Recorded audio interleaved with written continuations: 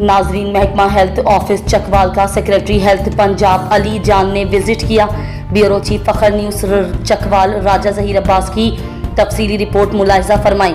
Secretary health Punjab Ali जान ने CEO office का विजिट किया, जहां पर सीईओ हेल्थ डॉक्टर शहबाज ने वो एरिया विजिट करवाया जहां पर बहुत जल्द एक नए अस्पताल की तामीर का बाकायदा आगाज कर दिया जाएगा।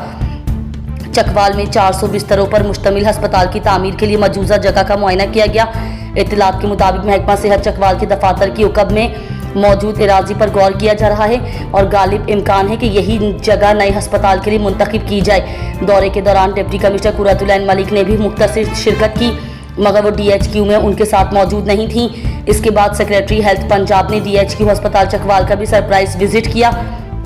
DHQ अस्पताल में CEO doctor Shahbaz, MS DHQ doctor Anjum Qadir, DMS doctor Ayesha, DMS doctor Saddam और एडमिन काशिफ ने CO हेल्थ को मुख्तलिफ शोबाजात का दौरा करवाया, जिस पर सेक्रेटरी हेल्थ पंजाब अली जान ने इत्मीनान का इजहार करते हुए कहा कि DHQ अस्पताल चकवाल की मौजूदा टीम बहुत जानफिशानी से काम कर रही है। सेक्रेटरी हेल्थ चकवाल ने अस्पताल में सफाई के इंतजामात को भी अच्छे अल्फाज में सराहा।